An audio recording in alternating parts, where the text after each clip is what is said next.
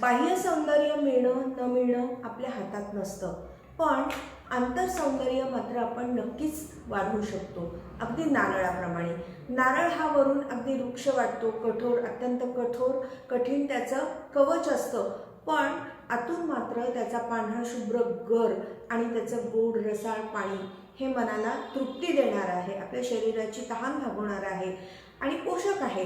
तर अशा या नारळाप्रमाणे एक चांगले गुणधर्म आपण आपल्यामध्ये नक्कीच वाढवू शकतो आणि म्हणून या नारळाचं एक उपयुक्त फळ म्हणून आपण त्याकडे पाहिलं पाहिजे. आता बरेचदा मोठ्या महापुरुषांना तुलना त्यांना काहीतरी संबोधन करताना आपण म्हणतो की तो अगदी नारळाप्रमाणे आहे.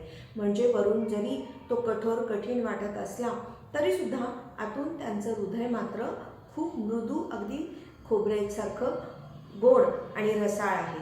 तर सनातन हिंदू धर्मामध्ये नारळाला पूजेमध्ये फार महत्त्व आहे. याला श्रीफळ असे सुद्धा म्हटले जाते. कठोरता आणि मृदुता, कुरूपता आणि सुंदरता यांचा सुरेख संगम असलेले हे फळ आहे. इतर कोणत्याही फळापेक्षा याचा जो कालावधी आहे टिकण्याचा तो जास्त आहे आणि अशा अनेक कारणांमुळे हा नारळ पूजेमध्ये मोठ्या प्रमाणामध्ये वापरला जातो आणि तो विशेष लोकप्रिय आहे. पण एवढंच नाही आहे, तर या नारळाला पूजेत एवढं महत्त्वाचं स्थान देण्यामागे कारण काय आहे, याच विषयावरती आज मी तुमच्याशी थोडंसं भाष्य करणार आहे. चला तर मग वळूया. नमस्कार, मी मंजुषा कुर्डूकर. मंजुळवाणी या आपल्या लाडक्या यूट्यूब चॅनलवरती तुम्हा सर्वांचं खूप खूप स्वागत करते. तर प्रत्येक शुभकार्याची सुरुवात नारळ वाढवण्याने करतात. नारळ वाढवणे असा शब्दप्रयोग आहे, नारळ फोडणे असं आपण त्याला म्हणत नाही. आणि हिंदू पौराणिक कथांप्रमाणे पूर्वी पशुबळी किंवा नरबळी दिला जात असे, पण नंतर कालांतराने तो बंद करण्यात आला आणि त्याऐवजी नारळ फोडण्याचा प्रघात सुरू झाला. याला काय कारण असावं सांगते.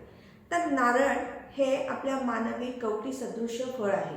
आता जसं आपला मानवी पाठीचा कणा असतो, मणके एकावर एक रचून पाठीचा सरळ कणा आणि त्यावरती आपलं मस्तक असतं, अशाच प्रकारे नारळाचं झाड देखील सरळ उभं वाढलेलं आपल्याला दिसून येतं मेरुदंडाप्रमाणे आणि त्यावरती येणारे हे फळ नारळ. त्याला आपण सोलल्यानंतर म्हणजे त्याची केस काढल्यानंतर आज जो काय आपण नारळाची करवंटी म्हणतो जे फळ असतं, तर त्यालासुद्धा मानवी करवंटीप्रमाणेच 2 डोळे, छोटेसं नाकाचे एक उंचवटा आणि एकूण तो चेहरा आपला मानवी चेहऱ्याशी मिळता जुळता आपल्याला दिसून येतो आणि यामुळेच हे नारळ फोडलं जातं. याचा अर्थ आपण कोणाला तरी मारून देवापुढे अर्पण करतोय असं नाही आहे, तर आपल्या स्वतःला, आपलं स्वतःचं मस्तक आपण देवापुढे झुकवत आहोत, त्याला शरण जात आहोत असा त्याचा अर्थ घ्यावा. आणि याचप्रमाणे जेव्हा एखाद्या मोठ्या व्यक्तीचा कुणी आदर आपण सत्कार करायचा आहे कोणाचा, त्यांना आपण शाल आणि श्रीफळ देतो. याचासुद्धा असाच अर्थ आहे की आपण त्या व्यक्तीच्या थोरतेपुढे, त्यांच्या विद्वत्तेपुढे आपण नतमस्तक झालेलो आहोत आणि म्हणून आपण त्यांना शाल आणि श्रीफळ देतो. आपलं मस्तक आपण त्यांच्यापुढे झुकवतो आणि प्रत्यक्ष त्यांना शरण जातो, अशा प्रकारची भावना आपल्या मनामध्ये येते. आता नारळाचे अनेक उपयोग आहेत हे आपल्या सर्वांनाच माहीत आहे. अगदी म्हणजे त्याच्या बुंध्यापासून, त्याच्या पानांपासून, त्याच्या फळापासून, काढून घेतल्यानंतरचं त्याचं जे करवंटी असेल त्याच्यापासून अनेक प्रकारे त्याचा आपण उपयोग करीत असतो. हे अत्यंत एक उपयुक्त झाड आहे आणि म्हणूनच याला कल्पवृक्ष असं सुद्धा म्हटलेलं आहे. अर्थात ही परिकल्पना आहे, कल्पवृक्ष म्हणजे मनातल्या इच्छा पूर्ण करणारं झाड.